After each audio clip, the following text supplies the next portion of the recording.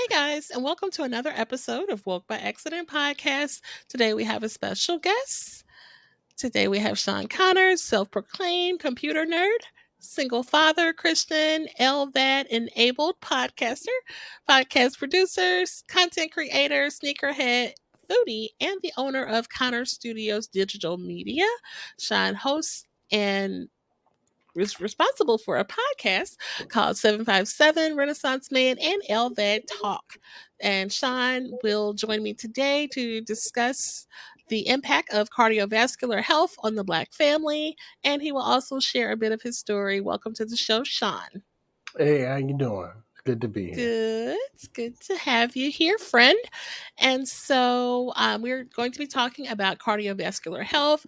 February is Heart Month as well as Black History Month. So I have my Black friend here that will discuss cardiovascular health for Heart Month and why this is important to our community.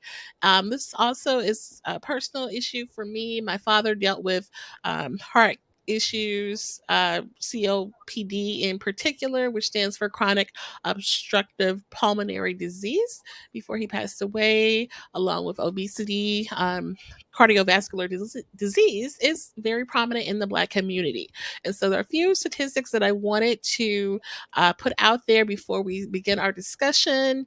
And so, according to the U.S. Department of Health and Human Services, African Americans were 30% more likely to die from heart disease than non Hispanic whites, although African American adults are 40% more likely to have high blood pressure than non Hispanic whites, which have their blood pressure under control. Another one I wanted to share was from Mount Sinai. .org was heart disease is the leading killer for all Americans, and research suggests that African Americans may carry a gene which makes them more salt sensitive, increasing the risk of high blood pressure and heart disease. So we know a lot of African Americans have high blood pressure and things like that. So this information is saying that there's a gene that you know is responsible for that. So that's interesting to know. Also, African Americans are disproportionately affected by obesity among non-Hispanic Blacks 20 and older.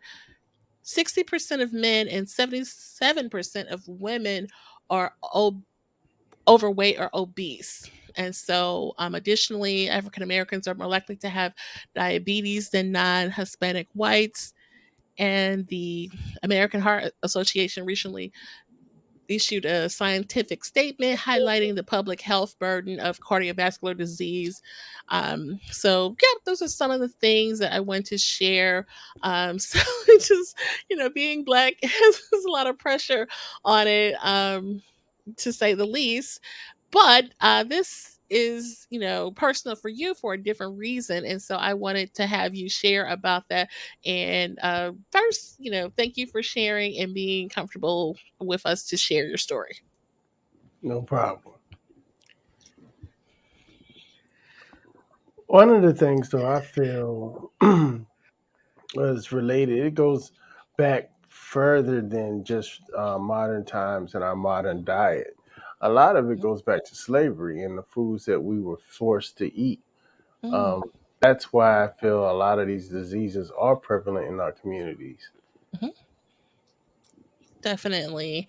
That's a good point. As we may recall, and if you don't know, listeners, please read up on it. In slavery times, we were given leftovers, literally, you know, what was left over from whites at that time. And so, as you can imagine, it wasn't, prime cuts of beef or anything like that. We're literally talking about mush and, meal and, parts of the pig that were less desirable. And then just as time went on, people just kind of had like developed a taste for it. If you just tradition and things like that, but it's not good for us, is it? Not at all. Definitely. And Yeah. that diet. Well, so we already have another. So we're our cause is multiplicably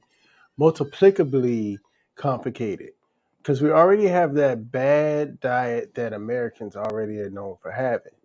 And on top of that, we eat the worst of the bad American diet. So over generations and generations, you develop heart disease and diabetes and high blood pressure. Right. So, what we consume is, plays a big part in it. Aside from, there's a thing with genes that may be, out of our control. Um, I wanted you to share what you deal with your heart condition. A lot of people may not be aware. I think before I met you, I wasn't familiar with it, and so I knew like all the things my dad dealt with, having a irregular heartbeat and COPD, and had a lot of other like eye pressure conditions as it's all related, you know what I mean. And he just struggled, with along with obesity, and a lot of black people deal with this. And so you deal with something, I guess I won't say it's unique, but maybe rare. If you could share your condition and how this has impacted your life. Yeah, I have what's called an LVAD. Basically, the left side of my heart doesn't work. So I have a mechanical pump that pumps the blood from out of my heart into my body, and then the right side of my heart pumps the blood from my body into my heart.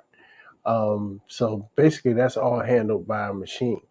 I went through what was called chronic heart failure, led on by AFib, which is when your heart beats uncontrollably fast. Okay. And you said you were born with this condition, Sean, is that right? Well, I was born with a heart condition, but not specifically that condition. I've always been Okay. a heart patient since I was a kid. Oh, wow. Okay. And how was that like growing up having the condition? Was it difficult? Or in what ways was it difficult for you? Well, after I had surgery, I was 3 when I had my first open heart surgery. Hmm. After that, I was a regular kid. So to me, it wasn't anything different. For my parents, it might have been a little bit different, a little bit nerve wracking. But in my mind, I was still super kid, so it didn't really bother me. Hmm. I really didn't have any complications until I got to my late 30s. Okay. Okay. And so you have the pump, the mechanical pump, and so that allows you to breathe comfortably and such. Yes. Okay. And so you created a podcast community and a podcast, which actually turned into sort of advocacy for cardiovascular efforts. And so I wanted to share because I'm really impressed and, thrilled that you thought to do such a thing, create a podcast about your condition and reaching out to others. And you actually like seek out other people who are dealing with it. So tell us about that part. Well, it's primarily born out of not being able to get any information. So when I found out that I had to go through it, Hmm. I looked it up. And if you look it up, you don't find too much stuff. You go to YouTube, you see a whole bunch of doctors speak, but not like regular people telling their stories or what it's like to live with it. So I figured that was a need that needed to be filled.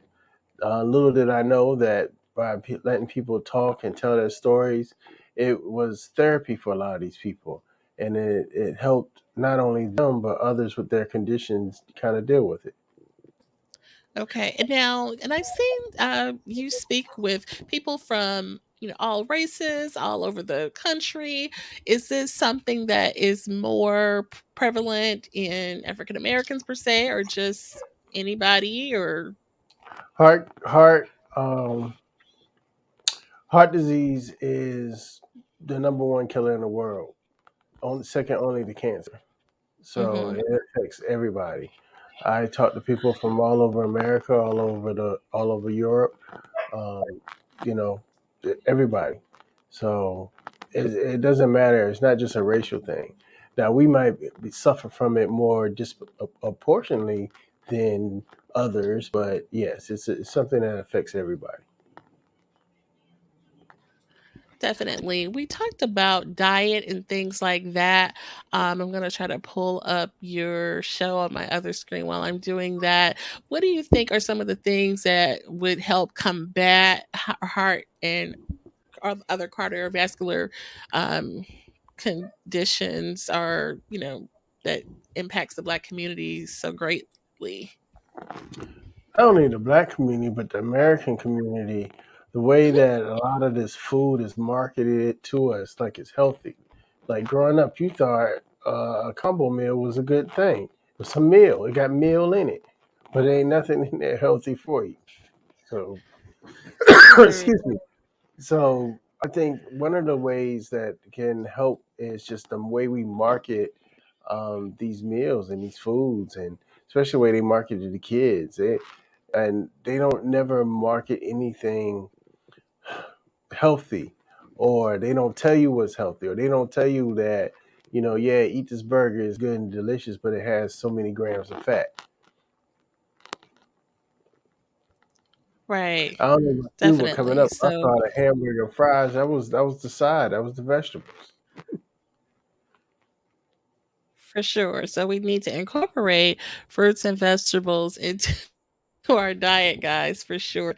Um, and then I wanted to show Sean's website, and check out the logo, which includes an image of him, wearing his device that is a part of his life. Because I think I asked you about that, and you said it's a part of me, so I had it included. Tell us more about the LVAD talk. Like I said, it's a way where people that have LVADs or are going through heart transplant have a place, a community to share, to meet, to tell their stories in a real way, not just a corporate way or corporately approved medically way. They tell the real deal, the good and the bad.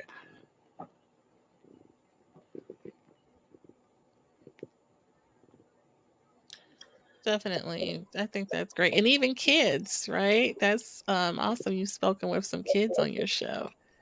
Yes, there are even kids that suffer with this. Definitely. That are willing to share alchemy. Of course, your babies and children dealing with so many things, but I think that's great to, hear their perspective and let them share their story as well. So that website is LVAD Talk, or the name of the podcast rather is LVAD Talk, and you can find it on all of places, and on lvadtalk.com as well, guys. So I just wanted to show that because I think that's really neat. Let's see.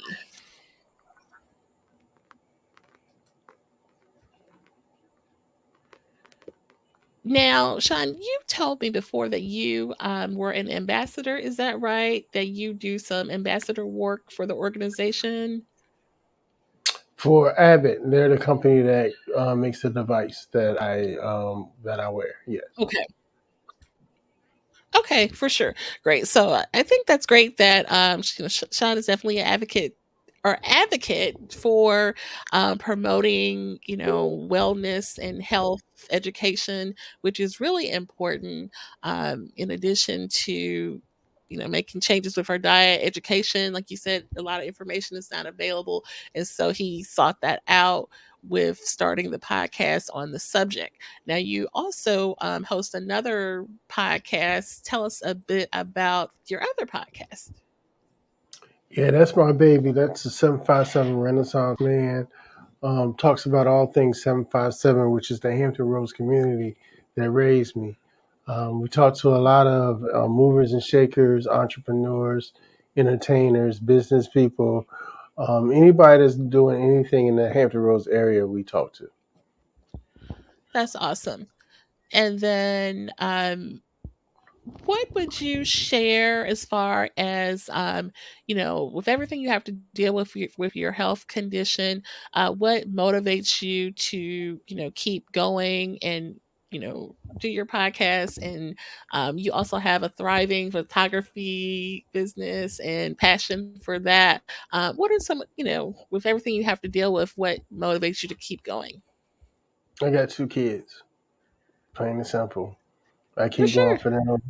I'm trying to leave a legacy for them, and that's what makes me get up every day.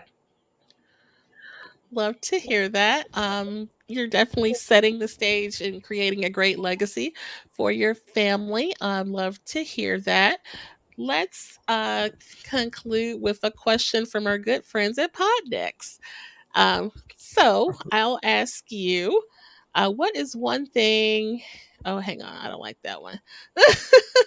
Okay, here's a good one. So, what is the last thing you've done that you were really proud of? Mm. That's a good one. Um, Most of the time, the stuff that makes me proud is watching my kids do stuff. I Mhm. watched my son do a studio shoot by himself the other day, and I was over the moon. So yeah, stuff like that. That's what makes me proud. That's awesome. And then, where did he get that from? Who taught him how to work a camera like that, right? Hanging out, you had to learn something. Yeah, that's awesome. Some kids might find it boring to learn that kind of thing, but I think that's great that you showed him that, this is something that not only can be enjoyable, but, you can turn this into a business, son. Right, correct. Definitely. So that's awesome. Let's do one more for the road since we're doing good on time. What is something that well, I guess we kind of already said that, but what is something that you don't mind sharing with other people? Knowledge. I think Knowledge. that I got where I am by other people reaching down and teaching me. So I'll be a fool not to reach down and teach others. Awesome. Love that. All right. And then I think we already said that where your podcast can be found, but anything else to share about your podcast or what you want people to know about LVAD Talk? Just check out LVADtalk.com. Real stories, real people. It'll give you some insight to what it's like to live with heart disease. Also, check out the 757 renaissanceman.com. New season's starting to record soon, so be on the lookout for that. And thank you, Jen, for being a good friend and always looking out for your boy. Yeah, sure. Awesome. Yeah, please check out the show, guys. I know I've gotten some of my guests, or I guess we share some same guests that have appeared on your show. And I'm like, oh, they were on your show first. Okay. So I guess great minds think alike. I really enjoyed your episodes. So I will definitely have those links listed so people can check that out. And thank you again for sharing your story. It was very personal and I appreciate it for Heart Month for February. Um, let's, definitely try to make that a challenge, a personal challenge to do better with our health, because some people have to deal with a lot, obviously. So again, thank you, Shawn, and we wish you well, and we appreciate you stopping through. Thank you. Woke by All accident. right, Peace. for sure. Have a great one. Thanks for listening, guys.